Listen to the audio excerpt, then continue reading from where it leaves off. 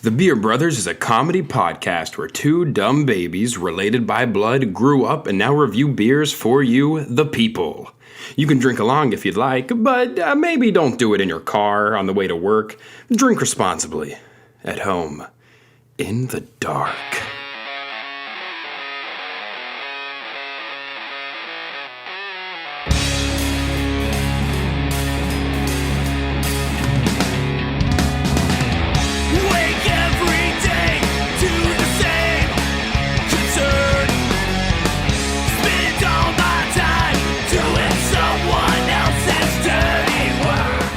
Welcome back to episode number 49 of The Beer Brothers, Nashville's #1 beer podcast and the only beer podcast in Nashville. So, still rocking that title, still keeping that pretty fresh. Excited about today's episode. We have a very tasty treat to talk about. Hopefully you can find it in the stores. I'm going to share some fun stories, or really just one story, but it's a long one. It's a good one and a long one. We're gonna have a good time. It's a good and it's a long one. It's good and it's long. That's it. We know it. We know where that's going. Yeah. All right. Anyway, let's get started. I'm Cody. I'm Micah. This is the Beer Brothers. Let's go. Let's do it. All right. So you just want to start with the beer? Well, that's the routine nowadays. Shit, you're right. Okay. So these shorter episodes still got me fucked up. We did so many episodes with this long format, and now we're churning away. All right. Trying to be precise. Yeah. So our last episode, if you listened, if you're one of the 5, we highlighted a brewer in Nashville that was kind of doing their part for the tornado relief after the tornado that hit Nashville recently. Yes. A lot of parts of the community were devastated by this, but we've had a lot of volunteers step up and a lot of brewers donating money through sales and doing different events to help. Yes. So our second brewer that we are going to highlight that I saw a lot of while this was all going on is Tailgate Brewing. And they have 3 locations in Nashville if you're ever in town. They have one in East where the tornado kind of was. They were slightly affected by that. And then they have one on the north side of town, one on the west side of town. So no matter which way you're going, you can find it if you're driving on through. And the beer that they have for us today is the Imperial Peanut Butter and Jelly Milk Stout. So we reviewed their normal peanut butter milk stout before, which was delicious. We loved it. Gave it a great review. You can go back and find it on an episode, I'm sure. If you look at our Instagram, you'll figure it out. But this one, and the only description we found was really on their Facebook page. And it was... Because it's fairly new. It is fairly new. They just released this on December 4th. Of this year, or this past year, and they released it along another beer without the jelly, an imperial version of their peanut butter milk stout. So it says, basically making its debut is Imperial Peanut Butter and Jelly Milk Stout. Think the classic peanut butter milk stout plus strawberry, then ratchet the roasty chocolatey body up to 11. That's it. And it's got a 10% ABV. It's a strong boy. This is a heavy hander. Yeah, and it's got some great can art of a strawberry Godzilla fighting a peanut butter King Kong, which is awesome. That is great. So let's give it a little taste. Let's give it a little go. Okay, we sampled this, before we started, and pretty much the only reaction that happened was, "Oh my god! Oh my god! Oh my god! Oh my god! My god! My god! Oh my god! This is." First of all, I love the regular peanut butter milk stout they delicious. make. It's so good. I think what I love about it is it's really strong in peanut butter flavor. But this mother trucker right here is like, legitimately taking a bite of a peanut butter and jelly sandwich. It really is. The aftertaste is just delicious. You can kind of taste the booze just a little bit, not too much. There's a little boozy in there. Like, did Mom throw rum into my peanut butter and jelly? Did she lace it? Did she dribble a little rum on the bread on accident? With her morning drinks. She's a little sloppy. In the morning. It's the messiest PB&J she's ever made, for sure. It's a wreck. It's like smells weird, but no. No, this smells delicious. It smells like peanut butter. It's so toasty, and then you just get this little jelly hit on the back end. It's so good. Like, honestly, I feel like I you know how the bread is, like white bread? Yeah. You know, like after you've kind of swallowed it and you drink milk or whatever it is, you still kind of have that bread taste with the peanut butter and everything else. Yeah. So that's what I get with this is like, once it's gone, there's still the lingering, like, I just ate a sandwich. Like, I just ate a peanut butter sandwich. Yes. And it's, It's good, man. It's good. It's hitting me quick. I'll tell you that. Strong boy. it's already there. You know when you're drinking and just you suddenly like feel it, you feel the heat, the warmth, the warmth. Yeah. You get. I was like, my face is getting a little warm. I am too. I'm like, quick. I is quick. Wow. Strong one. Well, we will we'll give this an official rating at the end of the episode here, but today I'm going to share a story that I've not really shared. I mean, I've shared it with several, I guess, inner circle friends, but y'all are getting an exclusive here. Exclusive story. Dumb Cody story. Yeah, it's a dumb me story. There's a lot of those. So, okay, with the rise in popularity of, not even popularity, but with the rise of like coronavirus, that's there. Lord help us. No, with like marijuana becoming more legal and not being so, it's socially not a stigma anymore. It didn't have the same. Actually, today I was cleaning my car, and went through like the car wash, and it's like free vacuuming. I'm out there vacuuming, and I smelled the strongest weed I'd ever smelled. Loud, real loud. The guy was in his car smoking like right in front of me. And he'd stay there the whole time. He wasn't even cleaning his car. Just going through the car wash. Like, hell yeah, he was just great. Smoking weed, and he didn't even open the windows, but I could smell it through. You know, that's good stuff. And I was confused at first because I was like, "Is it the trash can?" Like I'm like smelling the trash can, thinking like no, somebody you know what it is in there or something.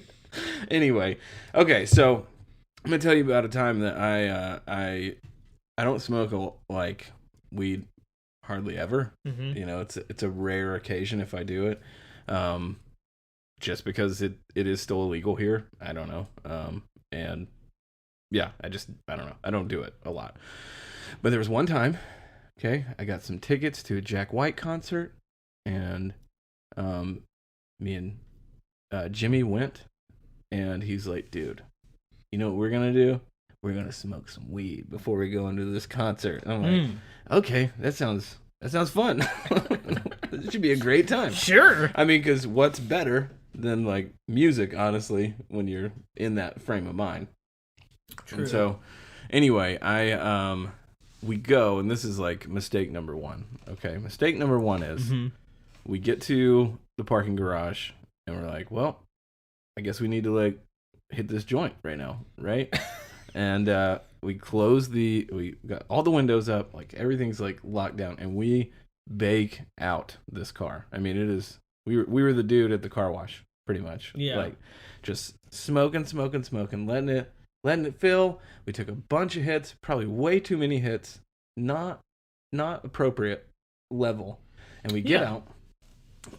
And we didn't realize what that would do to the car later, like when we came back, and we'll get to that at the end of the story. But so we get out, and it's just like billows of smoke roll out with us, just like.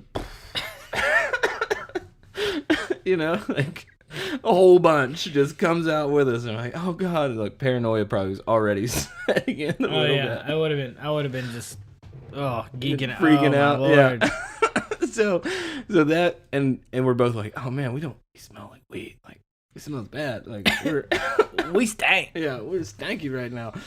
And Jimmy decides for whatever reason that he was going to take some of the weed with him into the concert.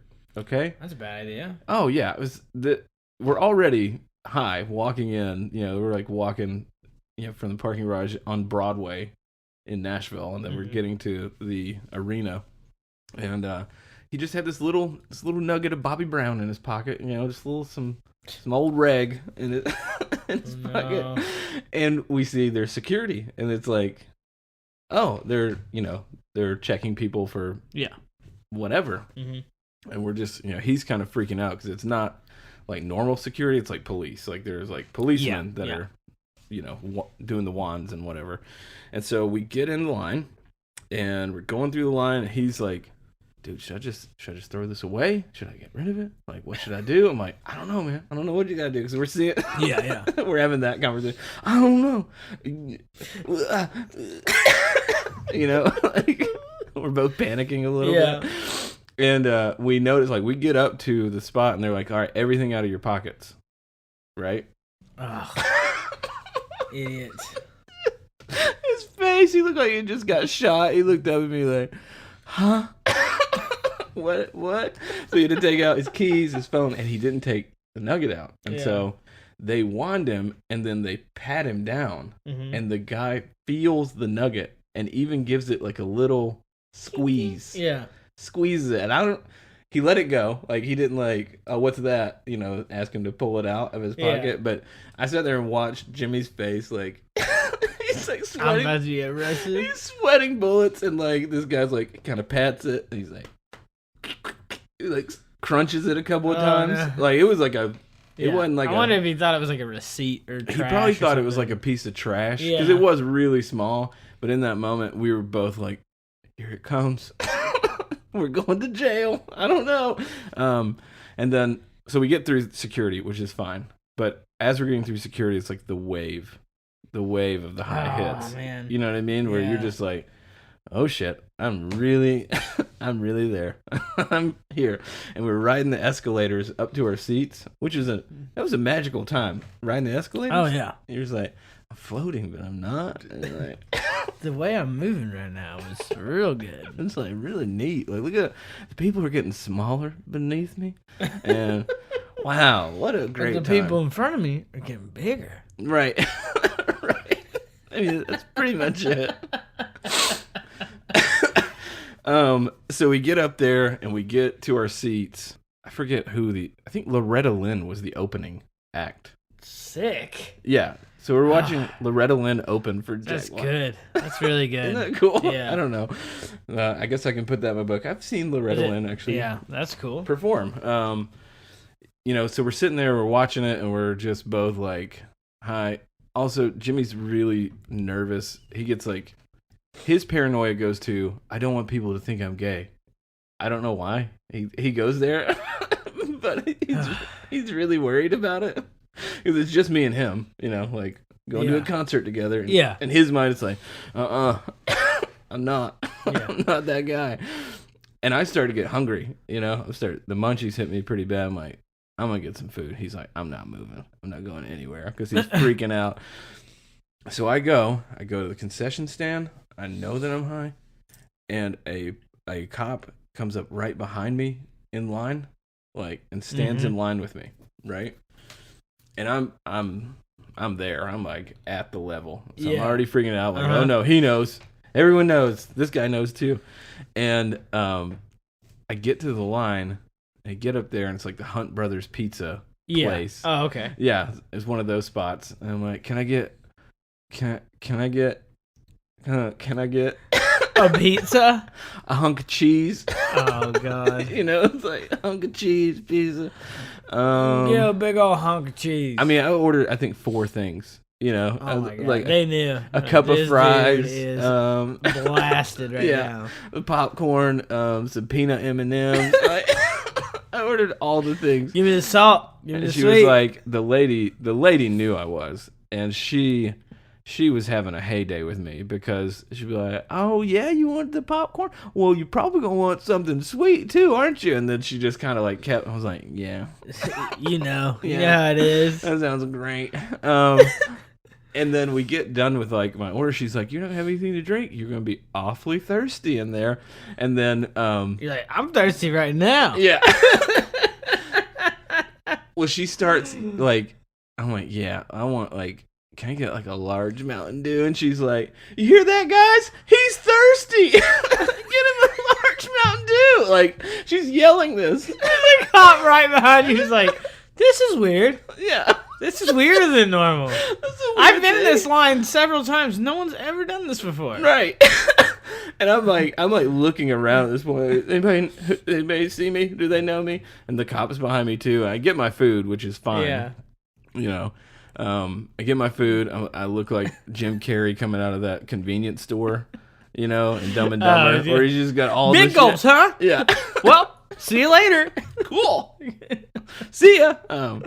So that's like what I look like. I've got an armful of things, all the foods, and I'm going back to my seat. And because I'm high, and it's dark as shit in the arena. When I'm going to my seat, I miss the first step. Like, and our seats were like right on the edge. This is good. Yeah. And I've heard this. Yeah, now I know the story now. Yeah, and I just like again, like kind of just fall out right there in the thing, like in the seats, and Jimmy doesn't he doesn't move a muscle because he doesn't want to acknowledge me because he's afraid. He's afraid that I'll look like his He's lover. afraid that if he shows you affection, you'll be together forever. Right. Locked in a contract. Right, we're in a contract. I'm just like shit, and I fall, you know, and do all this stuff. And Jimmy doesn't move, like he's just stone cold. He almost acts like he doesn't know me. I sit back down, and I'm just like, oh man, that was fucked up. That was real weird. And then at this point, like I think we showed up late, or you know, things are kind of blurry in this moment. But Yeah. I can't remember how long it was before Jack White actually came on. And I think this whole next segment actually happened when Loretta Lynn was still on stage because she had this she had this big like purple sequins looking dress, like it was real shiny and you know total country star thing. And they had these lights going, and I'm listening to music, I'm tripping out of my mind, I'm enjoying some fries and a hunk of cheese pizza. Yeah. You know, A chunky cheese. chunky cheese pizza, and actually that's a new place. Can't get a chunk of cheese. Chunky cheese pizza. Yeah. Not Chuck E. Cheese. Yeah. Chunky cheese. It's a much fatter mouse. Yeah. Huge mouse. And he's got red eyes. He's disgusting. He's high as shit. It's like if Newman from Seinfeld was a mouse. Right. Or a rat. Right. He's Gus pretty much. Oh yeah. Much Cinderella. yeah. A Gus if he hasn't bathed in weeks. So anyway, we're sitting there. I'm tripping. I'm hearing the music. That's all well and good. There's the light show going on. Jimmy's still paranoid about, you know, the whatever. Yeah. And you know, I'm still in the frame of mind of I hope no one knows I'm high, which is impossible. At this point, if you saw me, you'd be like, those dudes are baked out of their mind, like they're high. And the light show is going, and it's like lights are just rotating, you know, it's like these purple lights. I'm like, oh, this is cool. This is like neat. And then one of the lights just stops on our seats. Boom. So it's me and him sitting in the arena, and it's like this. It feels like one spotlight is on the two of us. And then suddenly Loretta Lynn starts singing, "Love, so lost without you." Yeah, pretty much. But what it felt like was that the entire arena was looking at us. Like it turned into everybody was looking in our general direction. Like those guys. You should have just held his hand, just really, really rile him up. You know? Like those guys, they're gay and high. Like, Yeah. Hey, you know, nothing wrong with that. nothing wrong with that. But in the paranoia frame of mind, it was kind of torture. It was like It's like that Seinfeld episode where people keep thinking that Jerry and George are together. oh And they keep having to go, they kind of do that whole thing where they keep having to say like, no, we're not gay. Not that there's anything wrong with that. And they kind of have to keep prefacing like over and over. Like they're afraid for people to know, but then they're like conflicted because they know it's not really wrong. It's just like this whole, it's like, You're like, look, okay, I'm just like we're not, but we're not. It's okay if you are. Which is fine. Yeah. You know, it's fine if you are. Yeah. You kind of have to always do that. So That's really funny. We enjoy most of the rest of the concert, whatever the high kind of comes down eventually. Yeah. I mean, Jack White was awesome. Yeah, I mean, I he was bet. freaking amazing. Of course he was. You know, all the stuff kind of goes away, and then we're leaving. Like, dude, that was fucking sick. Like, you know, enjoying what we just experienced, and then we get back in the car, and he had leather seats in the car. Mm-hmm. And so the smoke that we had left had just like absorbed into the leather smell. Oh no. And so it just smelled like an asshole. Like, Oh no. we got back in and it was like, Oh God. He was like, This is offensive. we had to ride home with the windows down the whole way. He's like, I gotta take my kids to school in this car tomorrow. It can't smell like this. See that line from Anchorman that I don't know if this is in the normal version or if it's in the uncut, but it's after he puts on the Sex Panther and they walk out and there's this woman who goes, "It smells like Bigfoot's dick." Yeah. It was like a diaper filled with Indian food. Yeah, terrible. Whatever. Oh man, I don't know why I haven't like just talked about that story more. Probably just fear of I feel judgment. like you've referenced it, but I think that's the most descriptive I've ever heard it told. For sure. Yeah. It's and if you've already heard it once, it's a good story, you know? It's a fun time for, I went and I got high when I went to see the Joker movie. Oh, Lord. The second time. I saw it twice. Oh, okay. I saw it twice. You So saw it once I'd clear. already experienced, which I've actually realized is the worst way to do it. I'm better when it's the first time I'm seeing a movie Yeah. and I'm high. I'm experiencing it all live. But when I already know what's going to happen, you get very analytical. Like you start to dissect everything because it's kind of moving in slow motion. It's just, everything's different. It's weird. So it wasn't as good the second time because of that. The first time I went, I was sober. But I remember I hit the pin pretty hard in the car. I was like, all right, I'm gonna go inside. It's time to go get my popcorn because previews take like 30 minutes these days. Right. So I was like, I got plenty of time. I go in. The line was pretty long actually. So I was like, all right, whatever. So go get in line, and I'm about halfway. I think I got like maybe 3 people in front of me, and dude, it hit, and I felt like my heart was stopping. Like I couldn't breathe. I was just like, dude, what the fuck is it? And I think it's because normally in that situation when you're waiting in a line that long, you get anxious. Yeah. So your heart rate increases. Right. So that was happening, but I was also mellowed out. So I was feeling all of that without understanding what it was. Right. Because I didn't care in that moment. I was just like, I feel great. And I was like, I gotta go. And I just ditched. I didn't wait in the line. I didn't get any concessions. I went just dry mouth as fuck the whole movie. I couldn't do it.